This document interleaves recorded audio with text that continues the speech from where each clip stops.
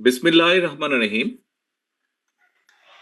শহীদ রাষ্ট্রপতি জিয়া রহমানের ৮৯তম জন্মবার্ষিকী উপলক্ষে বাংলাদেশ জাতীয়তাবাদী দল আয়োজিত আজকের এই আলোচনা সভার সম্মানিত সভাপতি, বাংলাদেশ জাতীয়তাবাদী দলের সম্মানিত মহাসচিব জনাব মির্জা ফখরুল ইসলাম আলমগীর, মঞ্চে উপস্থিত স্থায়ী কমিটির সম্মানিত সদস্য সহ সম্মানিত আলোচকবৃন্দ এবং আমার সামনে উপস্থিত এই মঞ্চের সামনে এবং এই ঘরের বাইরে বিএনপি সহ সকল অঙ্গ সহযোগী সংগঠনের প্রিয় ভাই বোন নেতাকর্মীরা, আসসালামু আলাইকুম।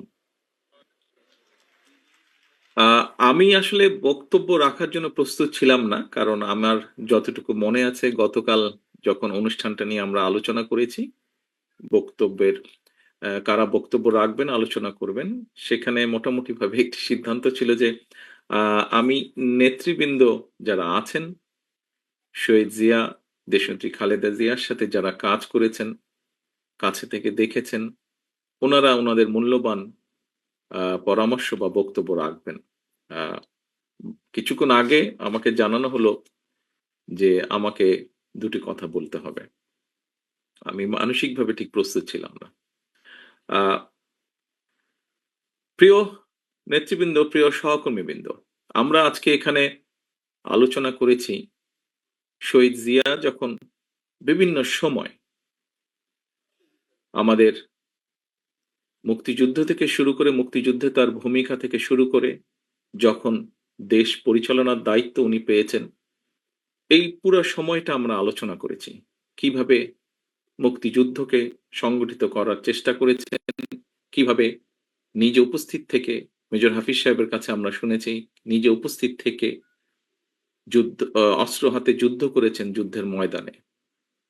আমরা নেতৃবৃন্দের কাছ থেকে শুনেছি যে কিভাবে পরবর্তীতে যখন দেশ পরিচালনা সুযোগ পেয়েছিলেন, সেই সময় কিভাবে কোদাল হাতে খাল খননের মাধ্যমে, সিম্বলিক ভাবে যদি আমরা বলি, খাল খননের মাধ্যমে দেশকে পুনর্গঠনের চেষ্টা করেছেন। প্রিয় সহকর্মীবৃন্দ, আমি মাঝে মাঝে একটি কথা বলি। এখানে আপনারা যারা আজকে ঘরের সামনে উপস্থিত আছেন, মঞ্চ থেকে শুরু করে ঘরের সামনে, ঘরের বাইরে যারা উপস্থিত আছেন, আপনারা প্রত্যেকেই এক একজন রাজনৈতিক কর্মী। রাজনৈতিক কর্মী হিসাবে আমরা বেশ কয়েকটি ব্যাপারে গর্ব অনুভব করি। আমাদের দলের ক্ষেত্রে আমরা প্রত্যেকটি নেতাকর্মী গর্ব অনুভব করি, যখন আমরা আজকে আলোচনা করছিলাম, আলোচকবৃন্দ যখন বলছিলেন, শহীদ রাষ্ট্রপতি জিয়াউর রহমান যখন দেশ পরিচালনা করেছেন, কি কি ক্ষেত্রে দেশ জাতি সফলতা অর্জন করেছিল ওনার নেতৃত্বে। এই কথাগুলো যখন আমরা বলি, বিএনপির একজন কর্মী হিসেবে আমরা প্রত্যেকটি কর্মী গর্ব অনুভব করি। আমরা যখন আলোচনা করি পরবর্তীতে দেশনেত্রী খালেদা জিয়ার সময় দেশ এবং জাতি, যখন দেশ পরিচালনা করেছেন দেশনেত্রী খালেদা জিয়া, দেশ এবং জাতি কি কি অগ্রগতি অর্জন করেছে, আমরা গর্ব অনুভব করি। সহকর্মীবৃন্দ, আপনারা যখন আপনাদের এলাকায় যান, মানুষের সাথে কথা বলেন, বের হন, দলীয় কোনো কর্মসূচি পালন করেন, তখন যখন দেখেন আপনাদের পিছনে শত হাজার মানুষ সমবেত হয়েছে, আপনাদের মিছিলে শত হাজার মানুষ যোগদান করেছে, আপনাদের বুকটা অনেক ভরে যায়। সহকর্মীবৃন্দ, আমরা রাজনীতি করছি। কেন রাজনীতি করছি? কার জন্য করছি? দেশের জন্য করছি, দেশের মানুষের জন্য করছি। একজন রাজনীতিবিদ হিসাবে যেই গর্বের কথাগুলো বললাম, এর পাশাপাশি বোধহয় আরেকটি বিষয় আছে। বিষয়টি আমরা মাঝে সাঝে আলোচনা করি। আমরা যারা পেছনে রয়ে যাই, তারা আমরা আলোচনা করি। কি সেটি? সেই বিষয়টি? একজন রাজনীতিবিদ যখন, মানুষ মাত্রই মৃত্যুবরণ করবে, এবং একজন রাজনীতিবিদ যখন মৃত্যুবরণ করেন, মুসলমান যদি হয়ে থাকেন, অবশ্যই জানাজা তার হয়, এবং সেই জানাজায় মানুষের উপস্থিতি বলে দেয় যে যে মানুষটি মারা গিয়েছেন তিনি তার মানুষের কাছে কতটা জনপ্রিয় ছিলেন। তিনি মানুষ হিসেবে কতটা মানুষের কাছে গ্রহণযোগ্য ছিলেন। এই জানাজার বিষয়টি বলে দেয়। এখানে ডক্টর মোশাররফ সাহেব শহীদ রাষ্ট্রপতি জিয়া রহমানের জানাজার কথা উল্লেখ করেছেন ওনার বক্তব্যে। আমরা সমসাময়িক ইতিহাস ওনার জানাজা থেকে শুরু করে আজ পর্যন্ত যদি দেখি, খুব সম্ভবত পৃথিবীর কোনো রাজনৈতিক নেতার চলে যাবার পরে জানাজার ক্ষেত্রে এইরকম দৃশ্য আমরা দেখিনি। এত জনসমাগম আমরা দেখিনি। এভাবে মানুষকে কাঁদতে আমরা দেখিনি, এত সংখ্যক মানুষকে কাঁদতে। প্রিয় সহকর্মীবৃন্দ,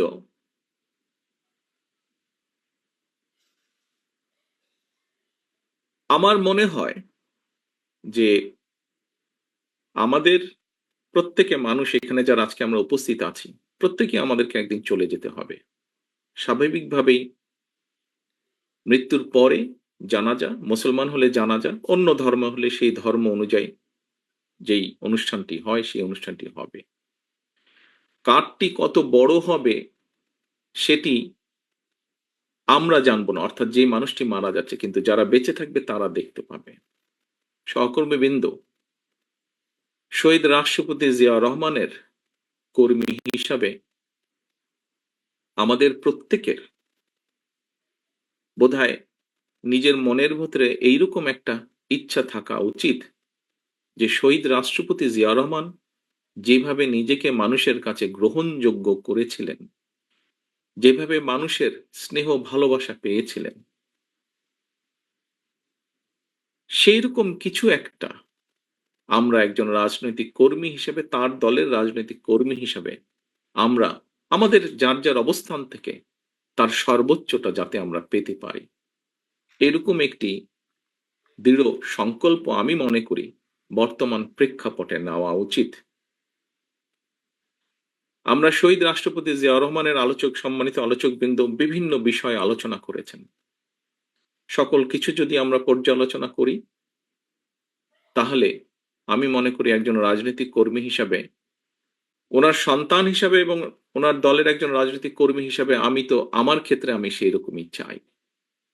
আমার দৃঢ় বিশ্বাস, আমার সামনে উপস্থিত আপনার প্রতিটি মানুষ, আমি যেই কথাগুলো তুলে ধরেছি আপনাদের কাছে, এখন হয়তো একজন মানুষ হিসাবে আপনি কেন চাইবেন না যে আপনি এমন কিছু রেখে যান যা আপনি চলে যাবার পরেও সেটি ক্যারি করবে, অর্থাৎ মানুষের সেই সমর্থন, মানুষের সেই শ্রদ্ধা, মানুষের সেই সম্মান আপনার প্রতি। সহকর্মীবৃন্দ, মেজর হাফিজ সাহেব ওনার বক্তব্যে একটি কথা বলেছেন। উনি দুদিন আগে যখন এলাকায় গিয়েছেন, উনি কিছু মানুষকে দেখেছেন ওনার সামনে, উনি খুব অবাক হয়েছেন। প্রিয় সহকর্মীবৃন্দ, এইরকম মানুষগুলো 5 তারিখের পর থেকে আস্তে আস্তে ভিড় করা শুরু করেছে। এরকম এখানে আরেকজন বক্তা বলেছেন যে এই ঘরে যারা উপস্থিত আছেন, খুব সম্ভব মঈন খান সাহেব বলেছেন ওনার বক্তব্যে যে এই ঘরে যারা আপনারা উপস্থিত আছেন, আমাদের দেশনেত্রী থেকে শুরু করে আমাদের গ্রামের প্রতি শেষ কর্মীটি পর্যন্ত, প্রত্যেকটি মানুষ বিগত 15 বছরে, 16 বছরে, আমরা 111 থেকে ধরলে আরো লম্বা সময়, আরো 2 বছর সময়, কিভাবে আপনারা অত্যাচারিত হয়েছেন, নির্যাতিত হয়েছেন। বাংলাদেশের পত্র পত্রিকাগুলো, যেই পত্র পত্রিকাগুলো সহজে আমরা বলতাম, কথার ছলে আমরা বলতাম বিএনপির ভালো নিউজ করে না, সেই পত্র পত্রিকাগুলো লিখেছে তারা যে কিভাবে আমাদের নেতাকর্মীরা হাতকড়া পরা অবস্থায় জেলের ভিতরে মারা গিয়েছে, কিভাবে আমাদের নেতাকর্মীরা হাতকড়া পরা অবস্থায় হাসপাতালের বারান্দায় শুয়ে আছে। প্রিয় সহকর্মীবৃন্দ, এই ঘটনাগুলো, এই দৃশ্যগুলো নিশ্চয়ই আপনারা ভুলে যাননি। আপনারা যদি ভুলে না গিয়ে থাকেন প্রিয় সহকর্মীবৃন্দ, তাহলে আপনাদের প্রত্যেকের মনে আজকে একটি প্রশ্ন বা জিজ্ঞাসা আসা উচিত যে কেন আমরা ওই যে হাফিজ সাহেবের যাদেরকে দেখেছেন, কেন এই মানুষগুলোকে আমরা আমাদের আশেপাশে ভিড় করতে দেব। কারণ শহীদ রাষ্ট্রপতি জিয়া রহমানের প্রতি এখনো যে মানুষের ভালোবাসা, শ্রদ্ধা আছে, সেটিকে ধরে রাখার দায়িত্ব আমাদের। উনার যেই পরিকল্পনা, যেই আশা, যেই আকাঙ্ক্ষা নিয়ে আমরা আলোচনা করেছি, উনার যেই সফলতাগুলো নিয়ে আমরা আলোচনা করেছি, যা দেশ এবং দেশের মানুষকে উপকৃত করেছে, সেগুলোকে যদি আমাদের কন্টিনিউ করতে হয়, তাহলে অবশ্যই আমাদেরকে যেমন সতর্ক হতে হবে, আমাদের প্রত্যেকটি নেতাকর্মীদেরকে যেরকম সতর্ক হতে হবে, সচেতন হতে হবে, একসাথে একইভাবে যেটি মহাসচিব সাহেব ওনার বক্তব্যে বলেছেন যে মানুষের পাশে গিয়ে দাঁড়াতে হবে। দেখুন শহীদ রাষ্ট্রপতি জিয়া রহমানের যতগুলো কম বেশি ভিডিও আছে, তখন তো আর ভিডিও ক্যামেরা ছিল না, প্রজেক্টর ছিল, অনেক নষ্ট হয়ে গেছে। বিশেষ করে আমরা যেটা জানি বিগত সরকারের সময় অনেক এরকম ডকুমেন্ট যেগুলো সরকারি জিম্মায় ছিল নষ্ট করে ফেলা হয়েছে। তারপরেও যতটুকু আমরা দেখি এখন, দেখবেন প্রত্যেকটি ভিডিওতে মানে ১০০টি যদি থাকে, তার মধ্যে শতকরা ৮০টি ভিডিও, ৭০ থেকে ৮০টি ভিডিওতে দেখবেন উনি কিন্তু গণমানুষের কাছে হয় গ্রামের মেঠো পথ দিয়ে হেঁটে যাচ্ছেন, অথবা খাল কাটছেন, অথবা গ্রামের কোনো একটি গৃহস্থের সাথে, কৃষকের সাথে কথা বলছেন। অর্থাৎ মানুষের মধ্যেখানে আছেন, অথবা স্কুলের শিশুদের সাথে কথা বলছেন, অথবা শিক্ষকদের সাথে। অর্থাৎ সোজা কথা, উনি মানুষের কাছে আছেন। তো আমরা তো উনারই নেতাকর্মী, আমরা তো উনারই ফলোয়ার। তাহলে কেন আমরা এই কাজটি করতে পারবো না? প্রিয় সহকর্মীবৃন্দ, রাজনৈতিক দল হিসাবে, একটি গণতান্ত্রিক রাজনৈতিক দল হিসাবে আমরা তো এক্সপেক্ট করবই, এবং শুধু এটা আমাদের এক্সপেকটেশন বা আশা না, এই অধিকারটিকে বঞ্চিত করা হয়েছিল গত ১ যুগেরও বেশি সময় ধরে, এবং এই অধিকারকে প্রতিষ্ঠিত করার পক্ষে বাংলাদেশের প্রত্যেকটি মানুষ সচেতন, প্রত্যেকটি গণতান্ত্রিক মানুষ। কি সেটি? সেটি ভোটের অধিকার, ভোটকে প্রতিষ্ঠিত করা। আমি বিগত ১ যুগেরও বেশি সময় ধরে বাধ্য হয়ে প্রবাসে থাকতে হচ্ছে আমাকে। আমি এমন একটি দেশে আছি যেখানে গত ৪০০ বছর ধরে গণতন্ত্র প্র্যাকটিস হচ্ছে। আমরা গণতান্ত্রিক দেশ, উন্নত দেশ, মানুষের গণতান্ত্রিক অধিকারের দেশ বললে প্রথমেই ব্রিটেনের কথা চোখের সামনে ভেসে ওঠে। প্রিয় সহকর্মীবৃন্দ, এই দেশে যেকোনো সরকারি ব্যবস্থা, যেকোনো রাষ্ট্রীয় ব্যবস্থা, যেকোনো ব্যবস্থা কেন মানুষের পক্ষে? তার একটি মূল কারণ হচ্ছে এই দেশের মানুষের ভোটের অধিকার প্রতিষ্ঠিত রেখেছে তারা। যেকোনোভাবেই হোক সেটিকে প্রতিষ্ঠিত রেখেছে। অর্থাৎ মানুষকে কথা বলতে দিতে হবে, মানুষকে তার ভোট দিতে দিতে হবে। এর বাইরে কোনো কথা নাই। এবং তার জন্য একটি জবাবদিহিতা তৈরি হয়েছে, আস্তে, আস্তে জবাবদিহিতা তৈরি হয়েছে। সেই জবাবদিহিতা প্রত্যেকটি ক্ষেত্রে, রাষ্ট্র এবং সরকারের প্রতিটি ক্ষেত্রে এই জবাবদিহিতা তৈরি করতে পেরেছে তারা, এবং সেজন্যই এখানে মানুষ নিরাপদ থাকে। এখানে মানুষ রাষ্ট্রকে, সরকারকে ভয় পায় না, বরং সরকার মানুষকে ভয় পায়, এবং সেই জন্য সরকার প্রতিনিয়ত সচেতন থাকে কিভাবে দেশের মানুষকে ভালো রাখা সম্ভব হয়। কাজেই আমরা মনে করি, আমি দৃঢ়ভাবে বিশ্বাস করি, যে কোনো মূল্যে গতকাল জিয়া রহমান ফাউন্ডেশনের অনুষ্ঠানে একজন একজন তরুণের প্রশ্নের জবাবে আমি একটি উত্তর দিয়েছিলাম। প্রশ্নটি করেছিল আরেকজনকে, বাট উনি বলার পরে আমি অ্যাড করেছিলাম আমার মনের কথাটি। সেটি হচ্ছে, বাংলাদেশে আমরা অনেকগুলো রাজনৈতিক দল আছি। বিভিন্ন রাজনৈতিক দলের বিভিন্ন মতবাদ আছে, বিভিন্ন আদর্শ আছে। থাকতে পারে, থাকাটাই স্বাভাবিক, থাকাটাও উচিত। তবে একটি ব্যাপারে আমাদের সকলকে একটা জায়গায় মনে হয় আসা উচিত। অর্থাৎ যে কোনো মূল্যে আমি আমার আদর্শের কথা বলবো, আরেকজন আরেকজনের আদর্শের কথা বলবে। আমি সুযোগ পেলে আমার আদর্শ বাস্তবায়ন করব, জনগণ যদি আমাকে সুযোগ দেয়। অন্য কেউ সুযোগ পেলে, তাকে যদি জনগণ সুযোগ দেয়, সে তার আদর্শ বাস্তবায়ন করবে, যা তার জনগণের সামনে উপস্থাপন করবে। বাট একটি ক্ষেত্রে যে কোনো মূল্যে এক জায়গায় আমাদেরকে থাকতে হবে। সেটি হচ্ছে নির্দিষ্ট সময় পরে পরে দেশের নিয়ম, আইন, কানুনের সংবিধান যে সময়টি বেঁধে দিবে, সেই সময় পরে পরে অবশ্যই রাষ্ট্রের বা সরকারের প্রতিটি পর্যায়ে যেখানে নির্ধারিত হবে সেখানে ভোট হতে হবে। সেটি জাতীয় সংসদ হোক, সেটি পৌরসভা হোক, ইউনিয়ন পরিষদ হোক, যেটিই হোক না কেন। অর্থাৎ জবাবদিহিতা, ভোটই একমাত্র, ভোটের অধিকার একমাত্র জবাবদিহিতা তৈরি করতে পারে। জবাবদিহিতা যদি রাষ্ট্রে, সমাজে, সকল জায়গায় যদি আমরা জবাবদিহিতা তৈরি করতে পারি, তাহলেই ধীরে ধীরে আমরা এগোতে সক্ষম হব। ধীরে ধীরে সরকার যদি জনগণকে জবাবদিহিতা করতে বাধ্য থাকে প্রতি কাজের জন্য, তাহলেই একমাত্র আস্তে আস্তে জনগণের দুঃখ দুর্দশা লাঘব করা সম্ভব হবে। জনগণের কথা, জনগণের ইচ্ছা, জনগণের আকাঙ্ক্ষা প্রতিফলিত হবে সরকারের কাজের মাধ্যমে। প্রিয় সহকর্মীবৃন্দ, আমি একটি কথা বলতে চাই আমার বক্তব্যের মধ্যে।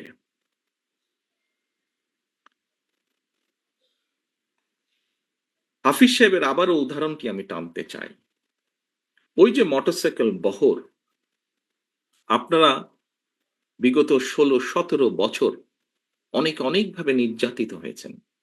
আমরা মোটামুটি একটি গড় হিসেবে জানি বাংলাদেশ জাতীয়তাবাদী দলের ৬০ লক্ষ নেতাকর্মীর নামে বিভিন্নভাবে মিথ্যে গায়েবী মামলা আছে, নির্যাতিত, অত্যাচারিত।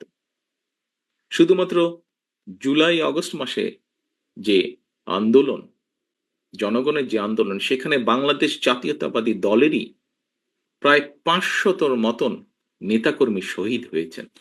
বহু হাজার, শত হাজারের মতন নেতাকর্মী বিভিন্নভাবে জখম হয়েছেন। আমরা কি এতগুলো বাংলাদেশ জাতীয়তাবাদী দলের নেতাকর্মীরা যারা অত্যাচার নির্যাতন সহ্য করেছে, এই যে ৬০ লক্ষ মানুষ বা তারও বেশি সংখ্যক মানুষ, আমরা কি ওই মোটরসাইকেল বহরের যারা, তাদেরকে সুবিধা দেওয়ার জন্য এই অত্যাচার নির্যাতন সহ্য করেছি? অবশ্যই নয়, অবশ্যই নয়। সহকর্মীবৃন্দ, মানুষ হিসাবে আমরা বিভ্রান্ত হয়তো হতেই পারি, কিন্তু যে পরিস্থিতির ভিতর দিয়ে আজকে এই মুহূর্তে আমরা যেখানে এসে দাঁড়িয়েছি, সহকর্মীবৃন্দ, আমি বিনীত হাতে আপনাদের কাছে করজোড়ে অনুরোধ করব, এই ঘর বা এই ঘরের বাইরে নয়, সমগ্র বাংলাদেশে শহীদ রাষ্ট্রপতি জিয়াউর রহমান এবং দেশনেত্রী বেগম খালেদা জিয়ার যত সৈনিক, যত কর্মী আছেন, আপনাদের কাছে বিনীতভাবে অনুরোধ করব, দয়া করে আপনারা ওই মোটরসাইকেল আলাদেরকে ভিড় করতে দেবেন না। দয়া করে আপনারা নিজেদের প্রত্যেককে, দয়া করে আপনারা শহীদ রাষ্ট্রপতি জিয়া রহমানের জানাজার চিত্রটা মনে করবেন এবং দয়া করে আপনারা বিভ্রান্ত হয়ে কোনো কাজ, বিভ্রান্তিকর কোনো কাজ করা থেকে বিরত থাকেন। সহকর্মীবৃন্দ, কথা প্রসঙ্গে সবাই বলে যে একটি নিরপেক্ষ নির্বাচন হলে, বিভিন্ন আলোচক বৃন্দ বলেন যারা বিএনপি করেন না, আপনারা বিভিন্ন টক শো দেখেন, আমিও দেখি, বরং হয়তো চেষ্টা করি একটু বেশি দেখতে, যেহেতু দেশ থেকে দূরে আছে। অনেকেই বলেন যে একটি দেশে স্বাভাবিক, সুষ্ঠু, নিরপেক্ষ নির্বাচন হলে বাংলাদেশ জাতীয়তাবাদী দলের সর্বোচ্চ সম্ভাবনা আছে সরকার গঠন করার। সহকর্মীবৃন্দ, আমি আপনাদের কাছে একটি প্রশ্ন রাখতে চাই। সেই মোটরসাইকেল আলাদের তাদের নিজ স্বার্থ উদ্ধারের জন্য বা আমাদের কিছু নেতাকর্মী বিভ্রান্ত হয়ে যদি এমন পরিস্থিতির উদ্ভব হয় যেখানে অন্য কেউ সরকার গঠন করলো, তাহলে কি আপনি মনে করেন আপনি খুব ভালো থাকতে পারবেন? আপনি বলতে আমি, বাংলাদেশে যদি ১ কোটি বিএনপির নেতাকর্মী থাকে, সবকিছু মিলিয়ে আমি এই ১ কোটি মানুষকেই বলছি, আপনারা কি ভালো থাকতে পারবেন? কারা চলে আসবে, কি চলে আসবে আমরা জানি না, তবে আর যাই হোক সেটা আপনাদের কারো জন্য ভালো হবে না, আমাদের কারো জন্য ভালো হবে না। প্রিয় সহকর্মীবৃন্দ, কোনো কারণে যদি অন্য কেউ সরকার গঠন করে, একজন রাজনৈতিক কর্মী হিসেবে আপনার এতটুকু চিন্তা, এতটুকু সেন্স থাকতে হবে। অন্য কেউ যদি সরকার গঠন করে, বাংলাদেশের রাজনৈতিক প্রেক্ষাপটেই হোক, আন্তর্জাতিক রাজনৈতিক প্রেক্ষাপটের ক্ষেত্রেই হোক, সেটা কি দেশ এবং জাতির জন্য খুব ভালো হবে? আমি দৃঢ়ভাবে বিশ্বাস করতে চাই যে আপনারা পরবর্তী যে সেকেন্ড নাটা বললেন, আপনারা বুঝে শুনেই নাটা বলেছেন। প্রিয় সহকর্মীবৃন্দ, আপনারা যদি বুঝে শুনে নাটা বলে থাকেন তাহলে আপনারা সঠিক বলেছেন, এবং তাই যদি হয়ে থাকে, দুটো প্রশ্ন করেছি আপনাদের, দুটোতেই আপনারা না বলেছেন। প্রিয় সহকর্মীবৃন্দ, এই নাটি যদি আপনারা বুঝে শুনে এবং সত্যিকার ভাবে না বলে থাকেন, এখনো আমাদের হাতে সময় আছে মানুষের পাশে গিয়ে দাঁড়ানো। এখনো আমাদের সময় আছে, এখনো আমাদের কাছে সময় আছে মানুষ যেভাবে চায় সেভাবে চলার জন্য। দিন শেষে কিন্তু রাজনৈতিক দল হিসাবে, রাজনৈতিক কর্মী হিসেবে যাই হোক, দিন শেষে কিন্তু আপনাকে ওই লোকটার কাছে, ওই মানুষটার কাছে, ওই ভোটারটার কাছে আপনাকে যেতে হবে। এটা তো বোঝেন নাকি? এটা তো বোঝেন। আমরা দুদিন আগে দুদিন আগে আমি একজন ব্যক্তির টক শো দেখছিলাম। উনি কথা প্রসঙ্গে বলছিলেন, সে আলোচক কথা প্রসঙ্গে বলছিলেন যে উনি এখনো ঠিক বুঝে উঠতে পারছেন না, যেই স্বৈরাচার পালিয়ে গিয়েছে তারা আবার মাথাচাড়া দেওয়ার চেষ্টা করছে। চেষ্টা ঠিক আছে, করতেই পারে তারা, কিন্তু তারা যদি ভোটের মাঠে নামে, কি নিয়ে তারা মানুষের সামনে হাজির হবে? পেছনের গুলা বাদই দিলাম, উনি বলছেন যে পেছনের গুলো না হয় বাদই দিলাম, এই অগাস্ট জুলাই জুলাই অগাস্ট মাসে যে হত্যাকাণ্ড ঘটেছে, প্রায় 1.5 থেকে 2,000 মানুষকে যে হত্যা করেছে, প্রায় 30,000-এর মতন মানুষকে যে তারা জখম করেছে, ইউনিসেফের বক্তব্য অনুযায়ী 64টা শিশুকে তারা হত্যা করেছে, এর জবাব তারা মানুষের সামনে কি দিবে? এই জবাবগুলো তো তাদেরকে দিতেই হবে। প্রিয় সহকর্মীবৃন্দ, আমরা যদি সেই দিনটি আসা পর্যন্ত আমাদের ভিতরে যদি কেউ কিছু করে, জবাব তো আপনাকে দিতে হবে। যখন আপনি দুদিন পরে ভোটের জন্য মানুষের কাছে যাবেন, আপনাকে জবাব দিতে হবে না? সে বলে, সে যদি বলে যে এই মিয়া তোমার ওই লোক এসে আমার সাথে এই ব্যবহার করেছে বা আমার প্রতি এই অন্যায় অবিচার করেছে, তোমার দলের লোক এসে, আপনি কি জবাব, আপনি কি যদি তখন যদি শুধু জবাব দেন ভাই ওকে তো চিনি না, ও দলের কেউ না, তাতে কি হয়ে যাবে? তাতে তো হবে না। প্রিয় সহকর্মীবৃন্দ, আমাদের সামনে উদাহরণ আছে, একদম কটকটা একদম পরিষ্কার উদাহরণ আছে। জনগণ যখন ক্ষিপ্ত হয়, জনগণ কিভাবে স্বৈরাচারকে খেদিয়ে দেশ থেকে পালিয়ে যেতে বাধ্য করে। সহকর্মীবৃন্দ, মাত্র কদিন আগে, এখনো চোখের সামনে জ্বলজ্বল করছে সেই উদাহরণ। জনগণ যদি ক্ষিপ্ত হয়, যতই মনে মনে তৃপ্তি বোধ করেন বিএনপি সবচেয়ে বড় দল, আমি জানি হয়তো আমার এই কথাটার কিছু কিছু রিয়াকশন হলেও হতে পারে, বিভিন্ন জন বিভিন্ন ভাবে টুইস্ট করতে পারেন। দলীয় প্রোগ্রাম বলছি, তারপরে এটাতে দলীয় থাকবে না, এখানে সাংবাদিক ভাইয়েরা আছেন, ইন্টারনেটে কানেক্টেড, এটা বেরিয়ে যাবে। বিষয়টি হচ্ছে যে জ্বলজ্বল করছে সেই উদাহরণ, কাজেই দিন শেষে কিন্তু সেই জনগণ, দিন শেষে সেই জনগণ, আমরা সকলে সেই জনগণের সমর্থন পাওয়ার চেষ্টা করছি। কাজেই সমর্থন যদি পেতেই হয়, কেন আমরা সত্যিকার ভালোভাবে সেই সমর্থন নেওয়ার চেষ্টা করব না? কেন আপনি কেন আপনি অন্যায়ের বিরুদ্ধে চোখ বন্ধ করে রাখবেন? প্রিয় সহকর্মীবৃন্দ, দিন শেষে সেই জনগণ, জনগণের কাছেই যেতে হবে। জনগণ যদি মুখটা ফিরিয়ে নেয়, আপনার আমার কিন্তু কোনো স্থান নেই। যত বড় যাই হই না কেন, আমরা নিজেরা নিজেরা যত বড় যাই মনে করি না কেন, জনগণ যদি মুখ ফিরিয়ে নেয়, এবং নাম বলবো না, কিছু কিছু রাজনৈতিক শক্তি, যেই হোক না, যত ছোট বড়ই হোক না কেন, তারা বিভিন্নভাবে আমাদের বিপক্ষে, ওই মোটরসাইকেল আলাদের কিছু কাজ কামের কারণে তার সাথে আমাদের নেতাকর্মীদেরকে যুক্ত করে কিছু কিছু কথা বলার চেষ্টা করছে। আমাদেরকে সতর্ক সচেতন হতে হবে সহকর্মীবৃন্দ। বারে বারে আমি বলছি, আমি আজকে গত কয়েক মাস ধরে বলছি, সামনের নির্বাচন এত সহজ নয় আপনারা যত সহজ ভাবছেন। নিজের মনে যতই বড়াই করুন, আরে বিএনপির তো শাখা প্রশাখা একদম গ্রাম পর্যন্ত আছে, অন্যদের কি এত আছে? এত বড়াইয়ের কিছু নেই।